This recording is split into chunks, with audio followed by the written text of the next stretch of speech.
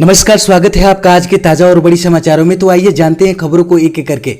अगर इससे पहले कि आप हमारे चैनल पर नए हैं तो चैनल को सब्सक्राइब करके ऑल नोटिफिकेशन बिल को जल्दी से दबा दें ताकि आने वाले सभी लेटेस्ट न्यूज की जानकारी मिलती रहे। पीएम मोदी ने कहा, हर भारतीय नागरिक होगा आत्मनिर्भर। अहमदाबाद से दांडी तक पदयात्रा को दिखाई हरी झंडी। जी हां, आपको बता दें कि प्रधानमंत्री नरेंद्र मोदी ने शुक्रवार को आज़ादी का अमृत महोत्सव कार्यक्रम का उद्घाटन किया और साबरमती आश्रम अहमदाबाद से गुजरात के दांडी तक पदयात्रा को हरी झंडी दिखाकर रवाना किया।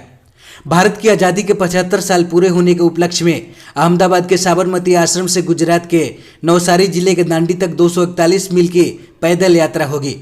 राज्य और केंद्र शासित प्रदेश सरकारें पूरे देश में कार्यक्रम को आयोजित करेगी। महात्मा गांधी को श्रद्धांजलि देने के बाद प्रधानमंत्री ने अहमदाबाद के साबरमती आश्रम हृदय कुंज में बापू के चित्र पर माल्यार्पण किया। उन्होंने शहर में अभय घाट के पास एक विशेष प्रदर्शनी में चित्रों, पत्रिकाओं और अन्य संग्रह को भी देखा। इस बीच अहमदाबाद में अभय घाट के पास सांस्कृतिक कार्यक्रम हुए और इसमें पीएम नरेंद्र मोदी ने भाग लिया। बाद में पीएम मोदी ने भारत की आज़ादी के 75 साल पूरे करने के लिए अमृत महोत्सव कार्यक्रम के तहत अहमदाबाद से दांडी तक पदयात्रा को हरी झंडी दिखाई।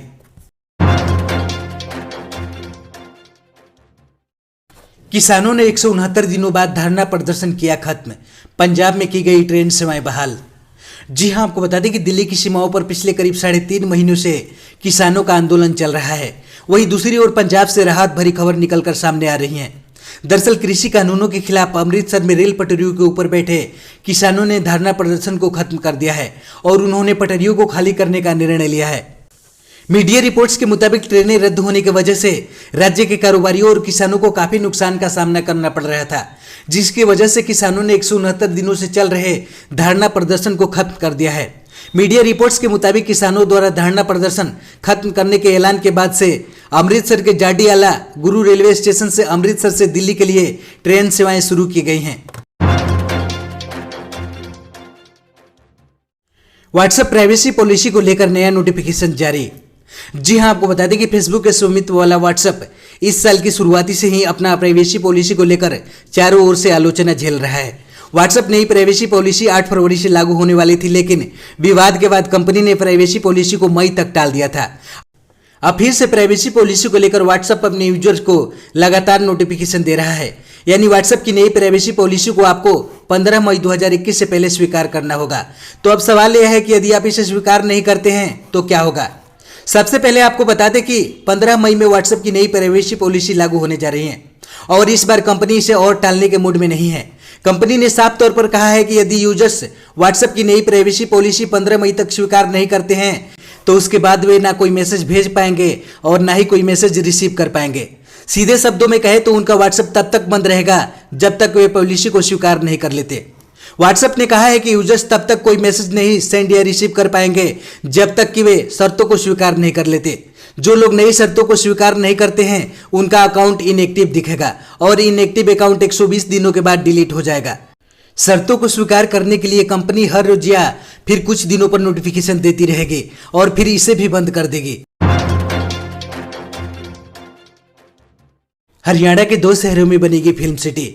बजट में मुख्यमंत्री मनोहर लाल खट्टर का ऐलान। जी हां, आपको बता दें कि हरियाणा सरकार ने राज्य के 2 शहरों में फिल्म सिटी बनाने की घोषणा की है। शुक्रवार को हरियाणा के मुख्यमंत्री मनोहर लाल खट्टर ने वित्त वर्ष 2021-22 के लिए विधानसभा में बजट पेश करते हुए बताया कि राज्य में 2 शहरों में फिल्म सिटी बनाई जाएगी। फिल्म सिटी का निर्माण चंडीगढ़ के पास पिंजौर शहर और एनसीआर के गुरुग्राम में किया जाएगा। मनोहर लाल खट्टर के पास राज्य का वित्त विभाग भी है और इसलिए उन्होंने राज्य का बजट पेश किया। हरियाणा सरकार ने शुक्रवार को वित्त वर्ष 2021-22 के लिए 1.55 लाख करोड़ रुपए का बजट पेश किया। बजट में स्वास्थ्य, कृषि और बुनियादी ढांचा क्षेत्रों पर विशेष जोर दिया गया है। मुख्यमंत्री मनोहर लाल खट्टर ने राज्य विधानसभा में अपना दूसरा बजट पेश किया।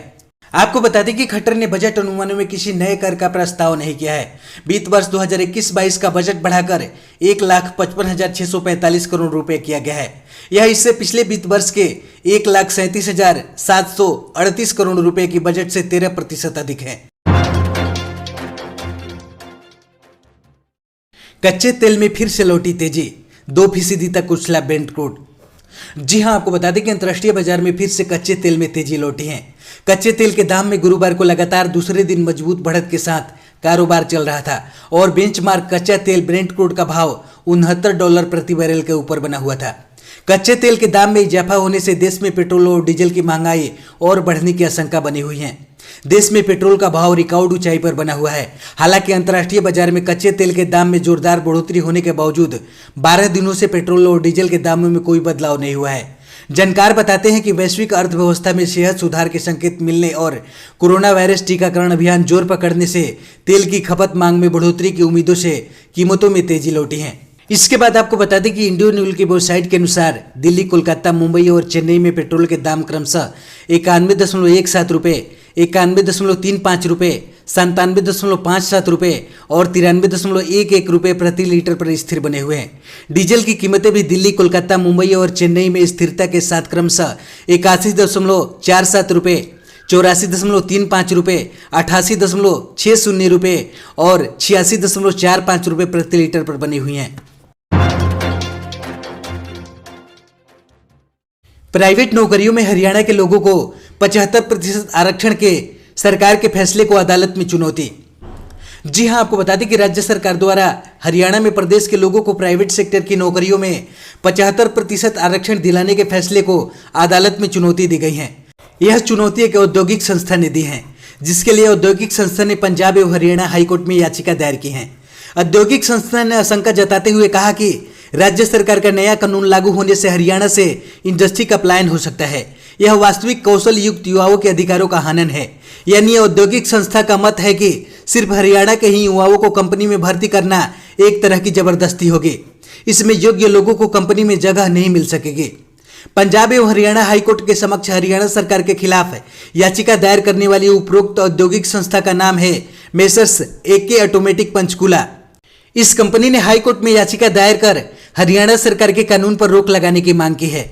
याचिका में कहा गया है कि हरियाणा सरकार का यह फैसला योग्यता के साथ अन्याय है। 291 रुपये सस्ता हुआ सोना, चांदी में भी 1096 रुपये की गिरावट। जी हां, आपको बता दें कि शुक्रवार को राष्ट्रीय राजधानी में सोना और चांदी की कीमत में गिरावट आई है। सोना 291 रुपये गिरकर 44,059 रुपये प्रति 10 ग्राम पर पहुंच गया। HDFC सिक्योरिटी के अनुसार सोना पिछले कारोबारी सत्र में 44,350 रुपये प्रति 10 ग्राम पर बंद हुआ था।